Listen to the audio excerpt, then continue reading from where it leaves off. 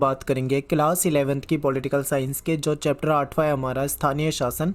इसके ऊपर हम चर्चा करने वाले हैं और इसकी पीडीएफ जो है आपको हमारे टेलीग्राम ग्रुप में मिल जाएगी। ठीक है, एक बार आप सिलेबस को देखिए, ये सारे के सारे चैप्टर आपके सिलेबस में दिए हुए हैं और आज हम इसमें से 8वां चैप्टर करेंगे, यानी कि आपका लोकल गवर्नमेंट वाला जो चैप्टर है स्थानीय शासन वाला, इसको हम देखने वाले हैं। मेरा नाम सत्येंद्र प्रताप है और इंस्टाग्राम पे मैं एकलव्य स्टडी पॉइंट नेम से हूँ। आप मुझे सर्च कर सकते हैं और मैसेज कर सकते हैं।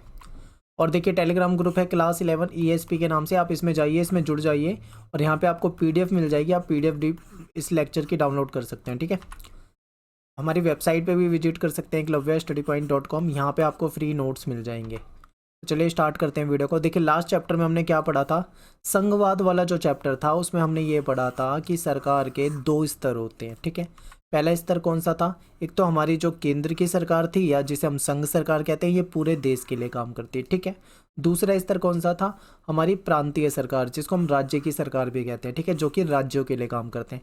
इतना हमने पढ़ा था। लेकिन अगर आपने पिछले चैप्टर को देखा हो तो मैंने आपको एक तीसरा स्तर भी बताया था उसमें। ठीक है, तीसरा स्तर भी होता है हमारे यहाँ पे सरकार का, जिसको हम स्थानीय शासन कहते हैं।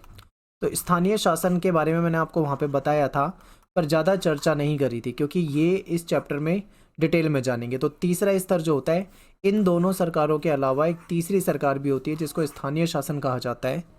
इसी के ऊपर अपना ये पूरा का पूरा चैप्टर है।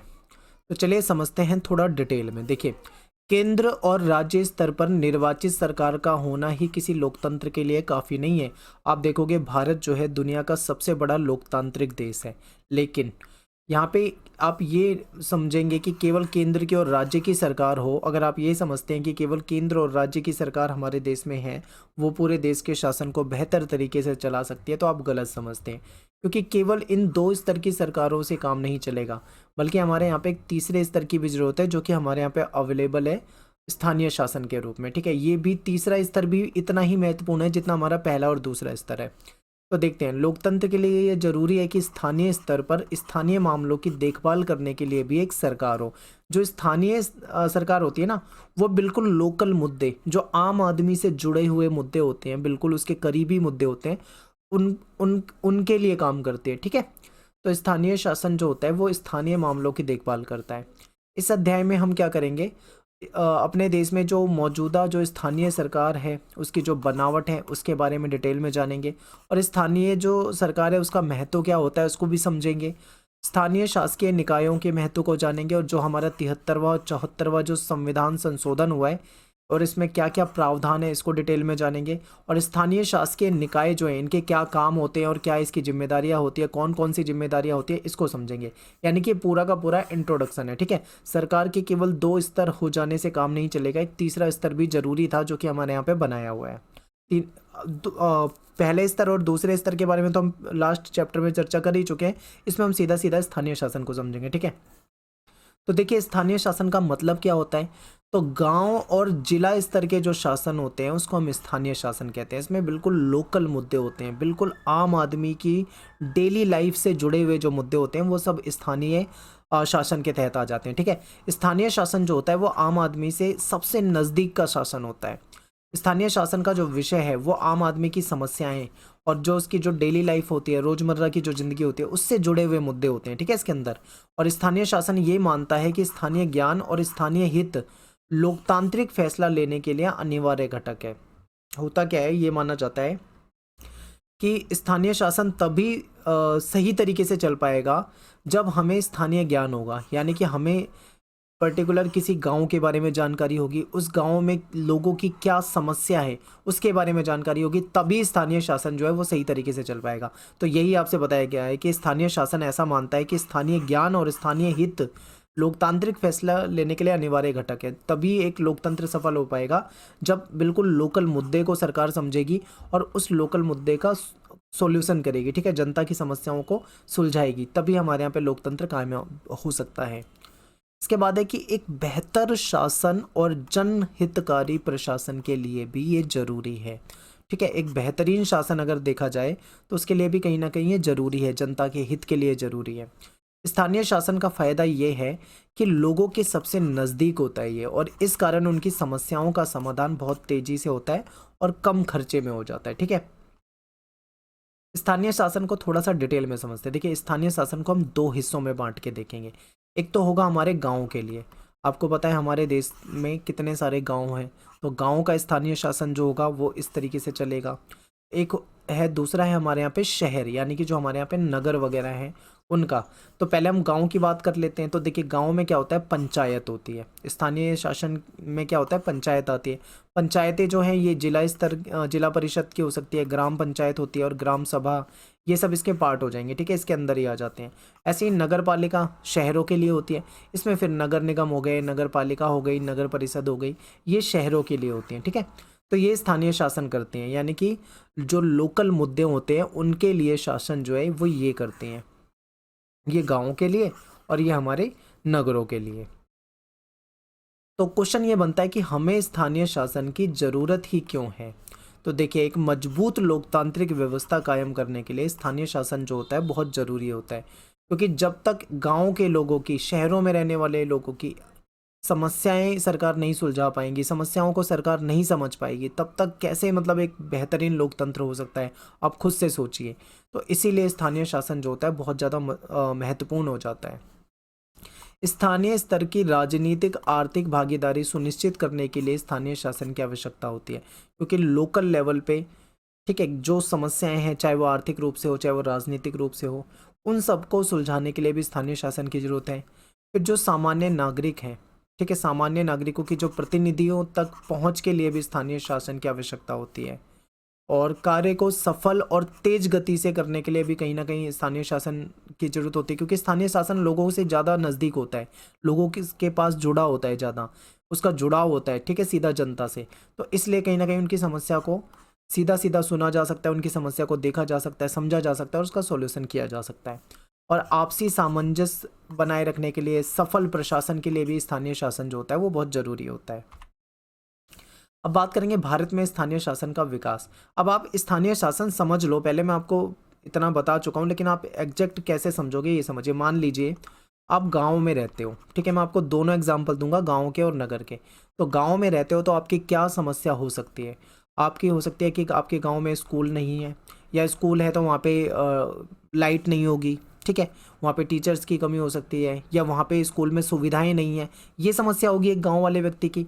या फिर उसको कृषि से रिलेटेड कुछ समस्या हो सकती है, गांव में तालाब से रिलेटेड कोई समस्या हो सकती है, ठीक है, नाली से रिलेटेड कोई समस्या हो सकती है, गांव में पुलिया वगैरह होती है, पुलिया जो छोटे छोटे पुल होते हैं उससे रिलेटेड कोई समस्या हो सकती है, ठीक है, राशन वितरण से लेके, बिजली से लेके, बहुत ये छोटे छोटे मुद्दे होते हैं, ये बहुत मतलब नॉर्मल से मुद्दे, जैसे सिंचाई की समस्या हो सकती है, ठीक है, पशुपालन से रिलेटेड कोई समस्या हो सकती है। तो इस तरीके की समस्या गाँव में होगी, तो ये बिल्कुल लोकल मुद्दे होते हैं, यानी आम आदमी की ज़िंदगी को प्रभावित करते हैं। ये सभी मुद्दे जो है स्थानीय शासन के तहत आते हैं। इसके लिए केंद्र की सरकार और राज्य की सरकार तो जो है सो है, लेकिन इसके लिए एक अलग लेवल की सरकार बना रखी है जो स्थानीय शासन जिसको कहते हैं, वो इन सारी समस्याओं को देखेगी, ठीक है, क्योंकि ये ज़्यादा करीब होती है लोगों की स्थानीय शासन, तो इसीलिए इसको ये जिम्मेदारी दे दी है कि ये सारे मुद्दे जो हैं ये देखेंगे। तो यहाँ पे आपको क्लियर समझ में आया? इसीलिए कहते हैं कि जो स्थानीय शासन होता है वो इंसान के सबसे नज़दीक का शासन है, ठीक है। यहाँ पे गांव का एग्जांपल। अब मान लो आप नगर में रहते हो, आप किसी शहर में रहते हो, यहाँ पे आपके सामने क्या समस्या हो सकती है? हो सकता है आपके यहाँ पे सड़कें खराब हो, ठीक है, हो सकता है आपके यहाँ पे बिजली की समस्या हो सकता है आपके यहाँ पे पानी की समस्या हो, सीवर की समस्या हो सकती है, ठीक है, नाली की समस्या हो सकती है, और क्या समस्या होती है? शिक्षा से रिलेटेड समस्या हो सकती है, अस्पताल से रिलेटेड समस्या हो सकती है। तो इस तरीके की बहुत सारे मुद्दे हैं जो बिल्कुल लोकल मुद्दे होते हैं, जो आम आदमी को जो ये समस्या आती है। तो ये सारी समस्याओं का सुलझाव कौन करेगा? हमारे जो नगरों में रह रहे हो तो पंचायत नहीं करेगी, आपके नगरों में नगर निगम या नगर पालिका वगैरह होते हैं, ठीक है, वो करेंगे समस्या का सुलझाव। तो जो शहरों की जो स्थानीय शासन होता है उसको क्या बोलेंगे? नगर पालिका, नगर निगम, इस तरीके से कहा जाता है। तो ये मुद्दे होते हैं जो स्थानीय शासन के तहत आ जाते हैं। आई होप आपको अब अच्छे से समझ में आ गया होगा। अब देखते हैं भारत में स्थानीय शासन का विकास कैसे हुआ, ये समझते हैं। तो देखिए, ऐसा माना जाता है कि अपना शासन खुद चलाने वाले ग्राम समुदाय जो हैं वो प्राचीन भारत में सभा के रूप में मौजूद थे। यानी कि प्राचीन समय में अगर हम जाते हैं, थोड़ा पीछे जाते हैं, तब हमें पता लगेगा कि अपना शासन खुद चलाने का जो सिस्टम था वो भारत में पहले से मौजूद था। यहाँ पे ग्राम सभा वगैरह हुआ करती थी। ठीक है, क्या होता था कि गांव में मान लो कोई लड़ाई झगड़ा हो जाए तो जो सभाएं होती थी, जो पंचायतें हो जाती थी, वो सुलझा लेती थी, गाँव की समस्या को ये सुलझा लेते थे। तो इस तरीके से चलता था।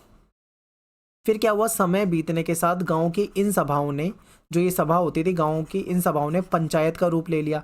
यानी जो पहले कभी सभा होती थी वो धीरे धीरे क्या हो गई, पंचायत बन गई। समय बदलने के साथ साथ पंचायतों की भूमिका और काम जो है वो बदलते रहे। जैसे जैसे समय बदलता गया, लोगों की समस्याएं भी बदली होंगी। ठीक है, संसाधन वगैरह हर चीज़ में बदलाव आया धीरे धीरे करके। तो इस तरीके से जो पंचायत की जो भूमिका थी और इसके जो काम थे वो भी बदलते गए। आधुनिक समय में देखें तो स्थानीय शासन के निर्वाचित निकाय सन 1882 में अस्तित्व में आए। यानी कि जो इसका निर्वाचित निकाय था पूरा, मतलब एक तरह से लीगल तरीके से इसको लाया गया, तो ये 1882 के आसपास। उस समय में क्या था, अंग्रेजों का शासन था।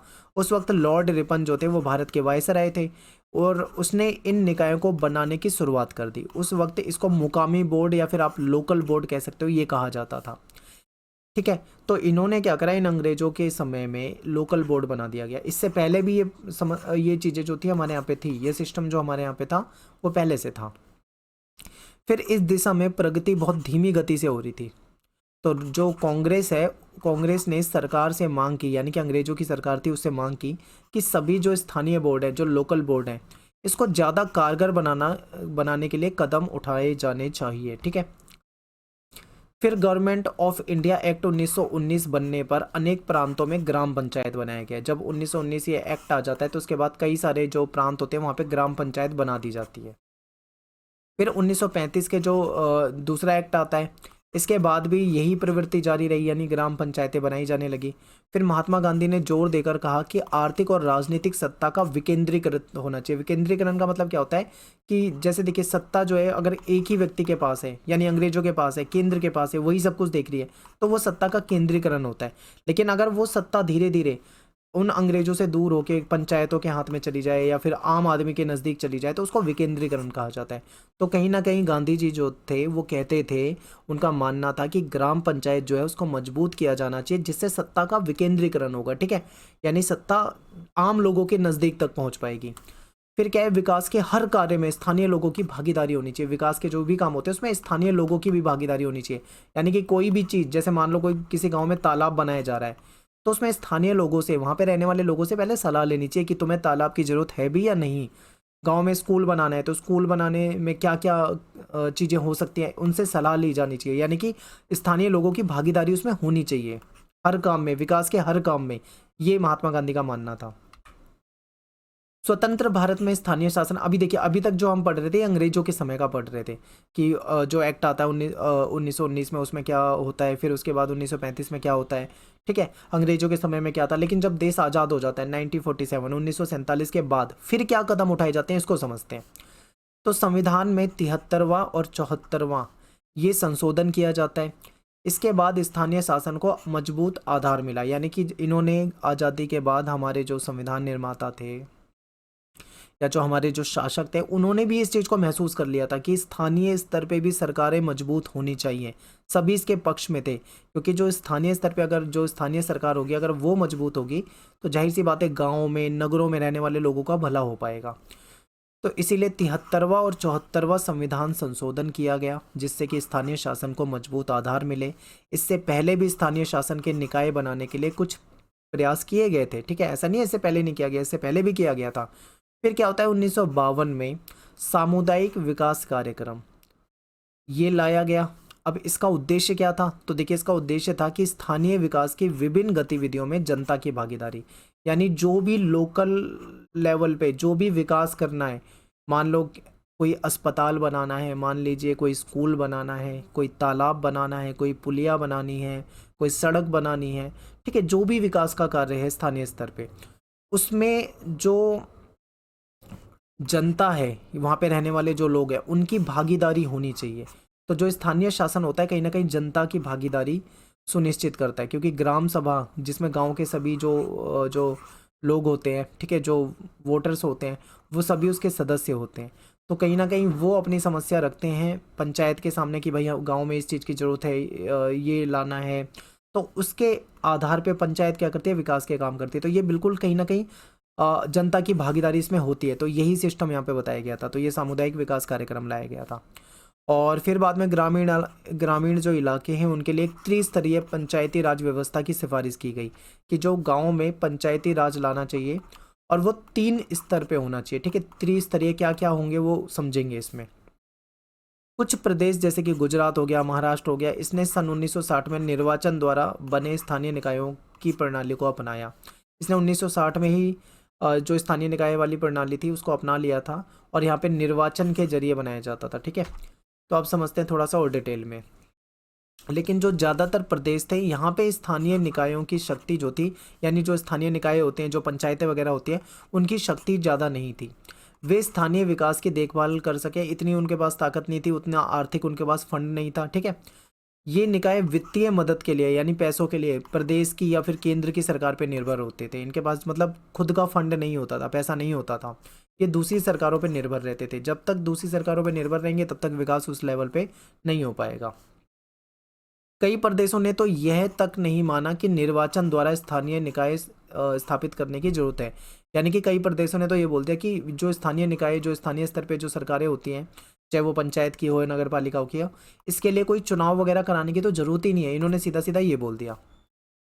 ऐसे बहुत से उदाहरण हैं जहां स्थानीय निकायों को भंग करके स्थानीय शासन का जिम्मा सरकारी अधिकारी को सौंप दिया गया। ये भी हुआ कि कहीं कहीं पे क्या हुआ, स्थानीय जो शासन का जिम्मेदारी थी वो स्थानीय निकाय को भंग कर दिया गया और किसको दे दिया गया, किसी सरकारी अधिकारी को दे दिया गया कि भाई तुम इन मुद्दों को देखो। कई प्रदेशों में अधिकांश स्थानीय निकाय के चुनाव अप्रत्यक्ष तरीके से होते थे, प्रत्यक्ष नहीं होते थे, अप्रत्यक्ष तरीके से होते थे। तो ये भी मतलब गलत था। और अनेक प्रदेशों में स्थानीय निकायों के चुनाव समय समय पर स्थगित होते रहे, उसको सही तरीके से कराया नहीं गया, कभी पोस्टपोन कर देते थे, उसको आगे बढ़ा देते थे, ये सब चलता रहा। यानी कि यहाँ पे क्या समझ में आ रहा है कि स्थानीय शासन है तो बेहतर, 3 स्तर का पर स्थानीय शासन को डिवाइड भी किया गया, होना चाहिए, सिफारिश की गई। लेकिन समस्या ये थी कि स्थानीय स्तर पे जो स्थानीय सरकार होगी वो उसके पास वित्तीय मदद नहीं होती है। ठीक है, उसको कहीं ना कहीं केंद्र की सरकार पे या राज्य की सरकार पे निर्भर रहना पड़ता है पैसों के लिए, फंड के लिए। एक तो ये है। दूसरा क्या है, कई जगह पे इनके ये कह दिया गया कि इनको चुनाव के जरिए नहीं लाना चाहिए। ठीक है, अप्रत्यक्ष चुनाव से लाया जा रहा है। कहीं कहीं पे इनको भंग कर दिया जा रहा है, इनकी जिम्मेदारी किसी अधिकारी को दे दी जा रही है। कहीं कहीं पे चुनाव बार बार पोस्टपोन किए जा रहे हैं। तो ये सब चल रहा था सिस्टम। फिर क्या होता है, सन 1987 के बाद स्थानीय शासन की संस्थाओं का गहन पुनरावलोकन की शुरुआत हुई। यानी उस पर बहुत ज़्यादा पुनरावलोकन किया गया, नज़र डाली गई, समझा गया, उस पर विचार हुआ। ठीक है, विचार विमर्श हुआ। फिर सन 1989 में पीके थुंगन ये समिति है, इसने स्थानीय शासन के निकायों को संवैधानिक दर्जा प्रदान करने की सिफारिश की। इन्होंने ये कहा, ये जो समिति बिठाई गई थी इसने सीधा सीधा ये सिफारिश करी कि स्थानीय शासन के जो निकाय हैं, चाहे वो नगर निगम, पंचायत, जो भी है, इनको संवैधानिक दर्जा मिलना चाहिए। ठीक है, और समिति की सिफारिश थी कि स्थानीय शासन की संस्थाओं के चुनाव जो हैं वो समय समय पे कराने चाहिए। ठीक है, एक निश्चित समय पे कराने चाहिए और उनके समुचित कार्यों की सूची तय, मतलब क्या क्या उनको काम करने हैं उसकी एक लिस्ट बना देनी चाहिए कि भाई तुम्हें ये काम करने हैं। और ऐसी संस्थाओं को धन प्रदान करने के लिए संविधान में संशोधन किया जाए कि इन पे क्या होता है, इनको निर्भर होना पड़ता है किस पे, केंद्र की सरकार पे, राज्य की सरकार पे। तो ऐसे में क्या हो, इनको धन प्रदान करने के लिए भी संविधान में अलग से संशोधन किया जाना चाहिए। यानी कि सीधा सीधा उसको और बेहतर बनाने के लिए इस समिति ने रिपोर्ट प्रस्तुत की थी। अगला टॉपिक है संविधान का 73वां और संविधान का 74वां संशोधन, बहुत इंपॉर्टेंट है। तो देखिए, सन 1989 में यानी 1989 में केंद्र सरकार ने 2 संविधान संशोधन की बात आगे बढ़ाई। इन संशोधनों का लक्ष्य था कि जो स्थानीय शासन है इसको मजबूत करना और पूरे देश में इसके कामकाज और इसकी बनावट में एक रूपता लाना। यानी कि एक स्थानीय शासन बनाया जाएगा और पूरे देश में वो वैसा ही बनाया जाएगा। ठीक है, एक जैसा ही होगा, उसके चुनाव समय पे कराए जाएंगे, उसको फंड दिया जाएगा, पूरा इस तरीके से इन्होंने एक सिस्टम बनाने का प्रयास किया संशोधन के जरिए। तो सन 1992 में संविधान के 73वें और 74वें संशोधन को संसद में पारित किया गया। ठीक है, और 73वां संशोधन जो है ये गांव के स्थानीय शासन से जुड़ा है। जो 73वां संशोधन है वो गांव से संबंधित है। इसका संबंध पंचायती राज व्यवस्था की संस्थाओं से है। और जो 74वां संशोधन था, ये शहर का जो स्थानीय शासन होता है उससे रिलेटेड है, यानी नगर पालिका से जुड़ा हुआ है। सन 1993 में 73वां और 74वां संशोधन जो था वो लागू कर दिया गया, ठीक है। यानी कि अब इसको पूरे तरीके से संवैधानिक बना दिया गया। जो कमियां हम देख रहे थे, अभी हमने जो कमियां पढ़ी थी कि उनके पास फंड नहीं होता है, चुनाव बार बार स्थगित कर दिए जाते हैं, इनडायरेक्ट चुनाव कराए जाते हैं, या फिर उनको किसी अधिकारी को जिम्मेदारी सौंप दी जाती है, जो कमियां थी, इन सारी कमियों को यहाँ पे खत्म करके जो थुंगन समिति थी, इसने क्या रिपोर्ट दी थी कि स्थानीय शासन के लिए समय समय पे चुनाव कराने चाहिए, उनको उनके क्या काम होंगे उसकी लिस्ट दे देनी चाहिए, और इनको फंड दे देना चाहिए, ठीक है, इनको पैसा दे देना चाहिए।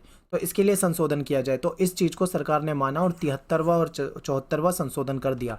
73वां जो है वो गांव से रिलेटेड है, 74वां जो है वो नगरों से रिलेटेड है। क्लियर है, आगे देखते हैं।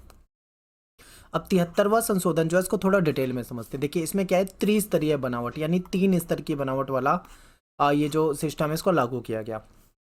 अब सभी प्रदेशों में पंचायती राज व्यवस्था का ढांचा जो है वो त्रिस्तरीय होगा, यानी कि जो सबसे निचला स्तर होगा उसमें होगी ग्राम पंचायत, ठीक है। ये क्या होती है, हर गांव में अपनी एक ग्राम पंचायत होती है। फिर उसके बाद जो इससे ऊपर वाला स्तर होता है, ठीक है, इसमें देखिए ग्राम पंचायत के दायरे में एक या फिर एक से ज़्यादा गांव हो सकते हैं। और जो इसके बाद ऊपर वाला जो दायरा होता है, यानी जो मध्य में होता है, इसको मंडल या फिर ब्लॉक या फिर तालुका भी कहा जाता है। ग्राम पंचायत इसके बाद जो आता है वो मंडल होगा, ठीक है, इसको तालुका भी कहा जाता है, इसको ब्लॉक भी कहा जाता है, प्रखंड वगैरह भी कहा जाता है। तो इस तरीके से ये होगा बीच में। और सबसे ऊपर जो होगा वो कौन सा होगा, वो होगा आपका जिला पंचायत, ठीक है, जिला। तो यहाँ पे समझिए, इस पायदान पर कायम स्थानीय शासन के निकाय को मंडल या तालुका पंचायत कहा जाता है। और जो प्रदेश आकार में छोटे हैं, यानी कि जो प्रदेश आकार में छोटे होते हैं, जिनका साइज बहुत छोटा होता है, छोटे छोटे जो गांव होते हैं, वो वहाँ पे मंडल या तालुका पंचायत बनाने की जरूरत नहीं है। वहाँ पे क्या होगा, ग्राम पंचायत होगी और फिर सीधा जिला पंचायत होगी। मंडल और तालुका वाले की जरूरत ही नहीं होगी। और सबसे ऊपरले पायदान पे जो होती है वो जिला पंचायत होती है। इसके दायरे में जिला, ठीक है, पूरा जिला आ जाता है, और जिले में जो भी ग्रामीण इलाके आते हैं वो आ जाते हैं। तो देखिए सबसे ऊपर लेवल पे कौन सा है, जिला पंचायत है। उसके बाद कौन सा है, ब्लॉक समिति, या फिर इसको तालुका भी कहते हैं, ठीक है, या फिर इसको हम मंडल भी कहते हैं, ये है। और सबसे निचले लेवल पे क्या है, ग्राम सभा। तो जिला पंचायत की संख्या क्या होगी, कम होगी, ठीक है, ज़्यादा है तो इसलिए, और इसकी उससे ज़्यादा होगी। और ग्राम सभा की संख्या जो होगी वो सबसे ज़्यादा होगी, क्योंकि ये छोटे लेवल पे होती है। तो ये होता है टोटल। संविधान के 73वें संशोधन में इस बात का भी प्रावधान है कि ग्राम सभा अनिवार्य रूप से बनाई जानी चाहिए। यानी ये बिल्कुल क्लियर है कि हर हालत में ग्राम सभा को बनाना ही बनाना है, ठीक है, ग्राम सभा बहुत ज़रूरी है। पंचायती हलके में मतदाता के रूप में दर्ज हर वयस्क व्यक्ति ग्राम सभा का सदस्य होगा। देखिए जो वोटर्स होते हैं ना गांव के, जो 18 वर्ष की आयु पूरी कर चुके होते हैं, जिनका वोटर लिस्ट में नाम होता है, जो मतदाता सूची में जिनका नाम होता है, वो ग्राम सभा के सदस्य होते हैं। सभी व्यक्ति, गांव के हर व्यक्ति ग्राम सभा का सदस्य हो जाएगा जिसकी एज हो रही होगी वोटर वाली। ग्राम सभा की भूमिका और कार्य का फैसला प्रदेश के कानूनों से होता है, जो उस राज्य का जो कानून है उसके अकॉर्डिंग होगा।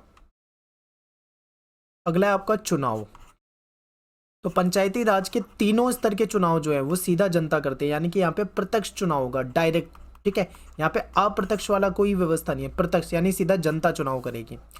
हर पंचायती राज की अवधि जो है वो 5 साल की होगी। ये इंपॉर्टेंट है, याद रखना, 5 साल के लिए चुने जाते हैं, ठीक है। और अगर प्रदेश की सरकार द्वारा समय से पहले पंचायत को भंग कर दिया जाए, मान लो किसी राज्य की सरकार ने पंचायत को ही भंग कर दिया, तो ये कंपलसरी है कि 6 महीने के अंदर दोबारा चुनाव करवाने पड़ेंगे, ठीक है। नेक्स्ट है आपका आरक्षण। महिलाओं के लिए सभी पंचायती संस्थाओं में 1/3 सीटें जो होती है वो आरक्षित होती हैं।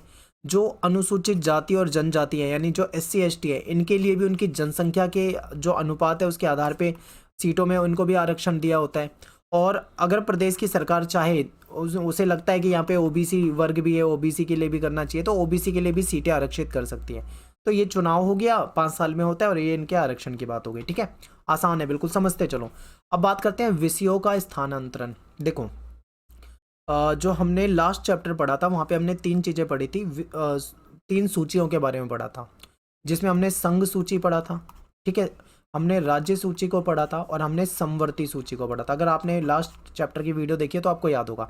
संघ सूची में कौन से विषय आते हैं जिसमें केंद्र की सरकार कानून बनाती है। राज्य सूची में वो विषय आते हैं जिसमें राज्य की सरकार कानून बनाती है। और समवर्ती सूची में वो विषय आते हैं जिसमें केंद्र की और राज्य की दोनों ही सरकार कानून बना सकती है। ठीक है, ये हमने पढ़ा था। लेकिन अब यहाँ पे क्या है, यहाँ पे एक तीसरा स्तर भी आ गया है, स्थानीय शासन। तो स्थानीय शासन के लिए क्या है, इनके जो मुद्दे होते हैं वो लोकल मुद्दे होते हैं, यानी राज्य वाले मुद्दे होते हैं। तो राज्य के लगभग 29 विषय ऐसे हैं जो इनके लिए दे दिए गए स्थानीय शासन के लिए। ठीक है, यानी इन 29 विषयों में से स्थानीय शासन जो लोकल, जो हमारी सरकार होती है, चाहे वो पंचायत हो, ठीक है, वो इन मुद्दों पे क्या करेगी, काम कर सकती है। तो इसको समझते हैं। देखिए, ऐसे 29 विषय हैं जो पहले राज्य सूची में थे, उन्हें अब संविधान की 11वीं अनुसूची में दर्ज कर दिया गया है और इन विषयों को पंचायती राज संस्थाओं को हस्तांतरित कर दिया गया है। ठीक है, और इन विषयों का संबंध स्थानीय स्तर पर होने वाले विकास और कल्याण जो कामकाज होते हैं उससे रिलेटेड है। इन कार्यों का वास्तविक हस्तांतरण जो है वो प्रदेश के कानून पर निर्भर करता है। अगर कोई राज्य चाहे तो वो सारे के सारे मुद्दे ट्रांसफर कर सकता है, ना चाहे तो कुछ मुद्दों पर राज्य भी कानून बना सकता है, कुछ उनको दे सकता है स्थानीय शासन के लिए। हर प्रदेश ये फैसला करेगा कि 29 विषयों में से कितने को स्थानीय निकायों के हवाले करना है। ठीक है, मान लो कोई राज्य है, जैसे मान लो यूपी है, अब यूपी की जो सरकार होगी वो डिसाइड करेगी कि 29 विषयों में से कितने विषय जो है वो ग्राम पंचायत वगैरह को देने चाहिए और नहीं देने चाहिए, ये वो सरकार डिसाइड करती है। ठीक है, तो ये क्लियर है। आगे देखते हैं वो मुद्दे कौन कौन से, चलो उसको देख लेते हैं। देखो, इन मुद्दों को ना, ये जो 29 विषय थे, इसको अलग से 11वीं अनुसूची में डाल दिया गया है और इस पे पंचायती राज व्यवस्था वाली हमारी जो लोकल गवर्नमेंट होती है, स्थानीय सरकारें होती है, वो इन मुद्दों पे कानून वगैरह बना सकती है, इनके लिए काम कर सकती है। ठीक है, तो देखते हैं क्या क्या आता है इसमें। कृषि, लघु सिंचाई, जल प्रबंधन, जल संचय, लघु उद्योग, खाद्य प्रसंस्करण, ग्रामीण आवास, पेयजल, सड़क, पुलिया, बिजली वगैरह। ठीक है, गरीबी उन्मूलन, शिक्षा, तकनीकी प्रशिक्षण, वयस्क और अनौपचारिक शिक्षा, पुस्तकालय, ये सारे के सारे मुद्दे जो हैं ये इसमें आ जाते हैं। ये 29 विषय वो वाले हैं। इसमें से आप स्थानीय, सारे आप देखोगे सारे स्थानीय मुद्दे हैं ही हैं। तो ऐसे में स्थानीय जो सरकारें होती हैं वो इस पे काम करती हैं। भारत के अनेक प्रदेशों के आदिवासी जनसंख्या वाले क्षेत्रों में क्या हुआ था, यहाँ पे 73वां जो संशोधन था उसके जो प्रावधान थे उससे इनको अलग रखा गया था शुरू में।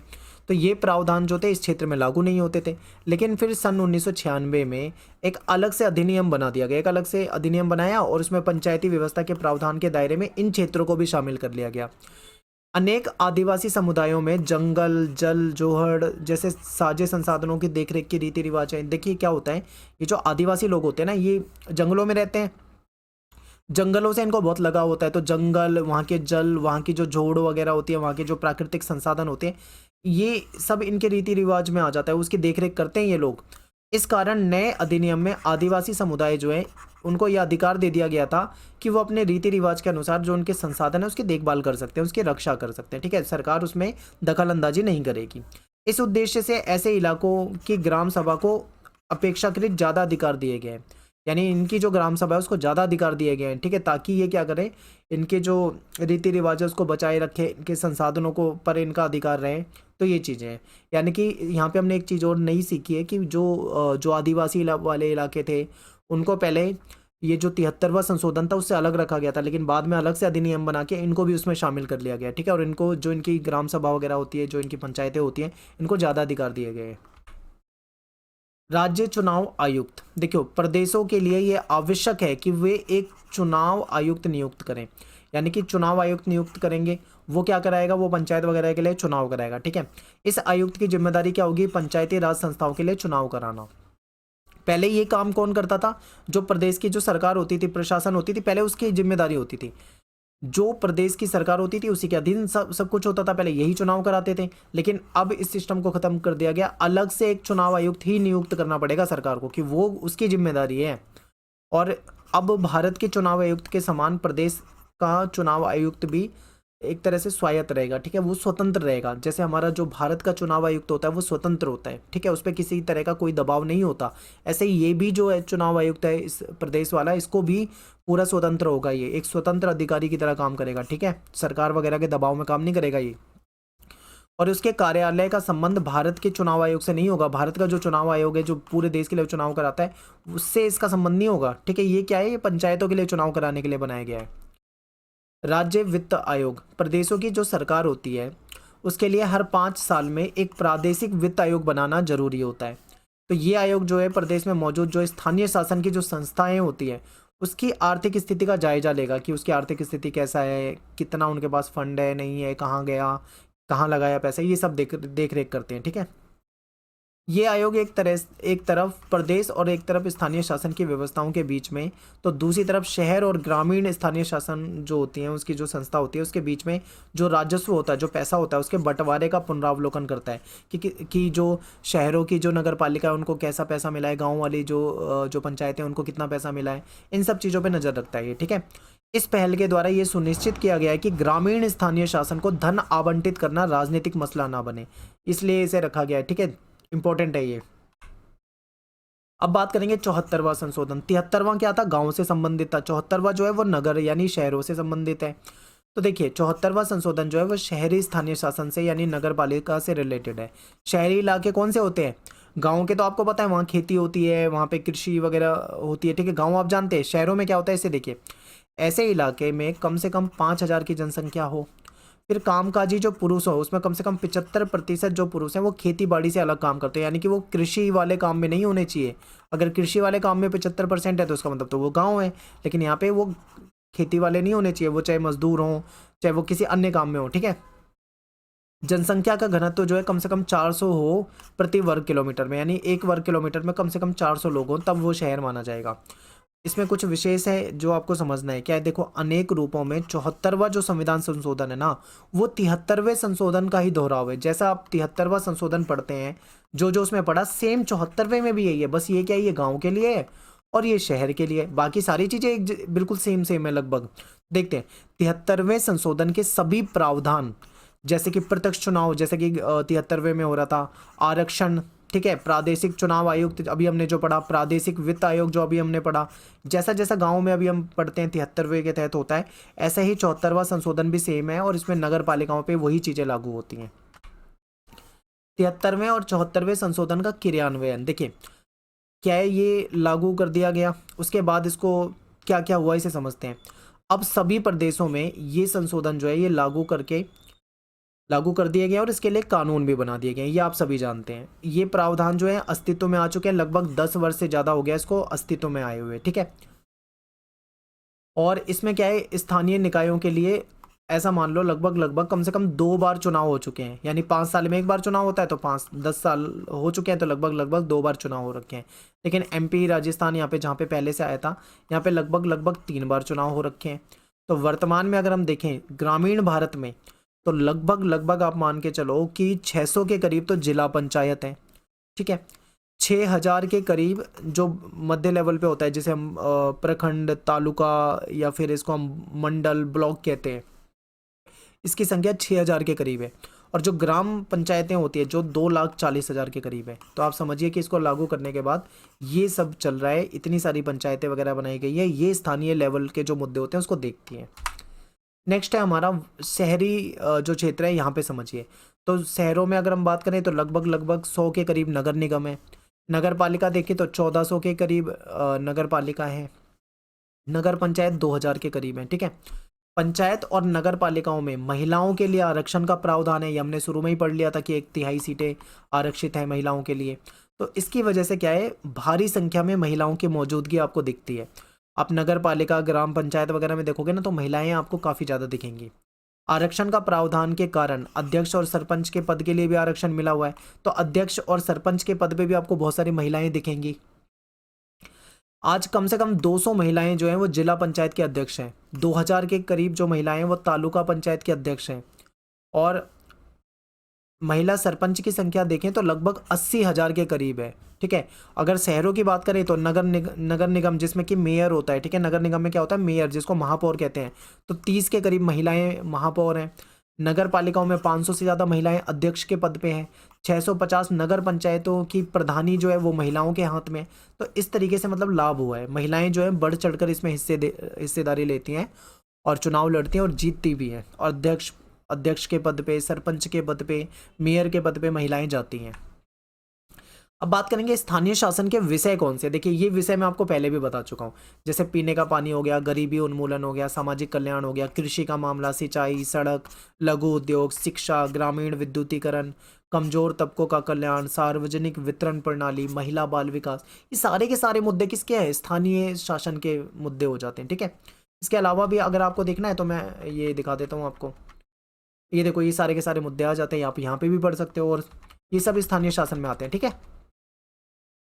अब बात करेंगे जो स्थानीय शासन है ना, इसके सामने कुछ समस्या है। क्या समस्या आती है, देखिए सबसे पहला इनके पास धन का अभाव, पैसे की कमी रहती है। इनको कहीं ना कहीं केंद्र की सरकार पे या राज्य की सरकार पे निर्भर होना पड़ता है, ठीक है। आर्थिक मदद के लिए भी सरकारों पे निर्भर रहते हैं ये। आय से अधिक खर्च करना एक ये समस्या है इनके पास। जनता जागरूक नहीं होती, ये भी एक समस्या है। तो ये कुछ समस्या इनके सामने है। तो यहाँ पे अपना जो चैप्टर है वो ख़त्म हो जाता है, और आपको सारी डिटेल में आपको सारी चीज़ें बताई है मैंने। उम्मीद करता हूँ आपको सब कुछ समझ में आया होगा। अगर आपको ज़रा भी डाउट है तो आप वीडियो को 2 बार 3 बार देखो, एनसीईआरटी को अच्छे से पढ़ो, तो आपको सारी चीज़ें समझ में आ जाएगी। आसान चैप्टर है, ठीक है।